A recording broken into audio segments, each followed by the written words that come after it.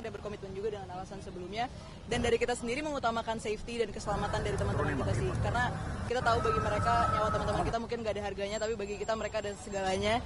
Jadi kita tidak ingin hanya untuk hari ini mereka harus terluka gitu ya, kita ingin nafas panjang perjuangan. Saya belum teman-teman saya yang diamankan ya. Ini kalau misalkan si dibongkar oleh polisi, apakah akan bertahan atau gimana?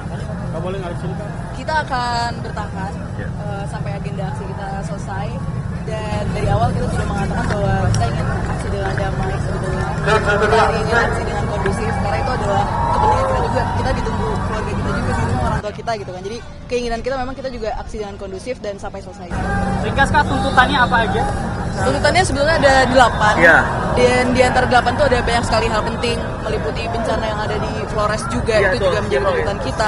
Kemudian tuntutan sebelumnya yang masih kita bawa lagi tentang MBG dan Kopdes, kemudian juga tentang militerisasi dan juga intervensi aparat gitu ya pada kehidupan masyarakat sipil.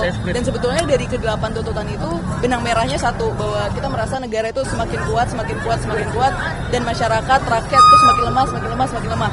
Dan gap itu di antara semakin kuatnya negara dan semakin lemahnya masyarakat, kita dia melihat negara itu menggunakan kekuatan itu untuk melindungi masyarakat dan untuk mengerjakan tugasnya dengan sebaik-baiknya gitu. Kita malah melihat di situ ada abuse of power. Seperti yang kita tahu, power tends to corrupt, and absolute power corrupt absolutely.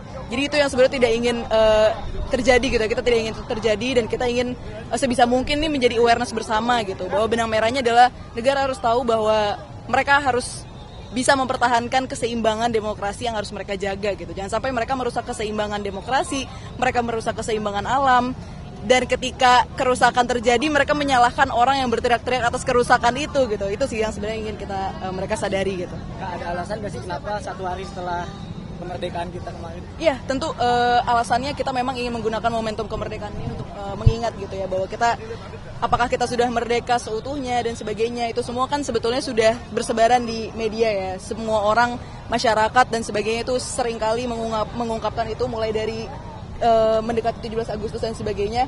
Dan di sini kita mengkanalisasi semua aspirasi itu untuk disatukan, kira-kira apa sih hal-hal yang membuat rakyat itu sebenarnya belum merasa betul-betul merdeka gitu. Memang ini di momen kemerdekaan. Alasan memilih lokasi. Maaf, saya harus segera kembali. Ya. Mana-mana kapal ini sudah berbicara di mana-mana. Ya. Nggak takut ada intimidasi Kakak dari kampus? Kita hidup Kampus sejauh ini berperan untuk melindungi saya, dan mereka mendukung saya untuk terus bersuara.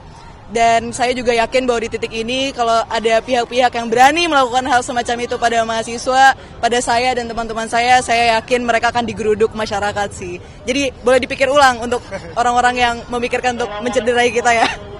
Ya, terima kasih.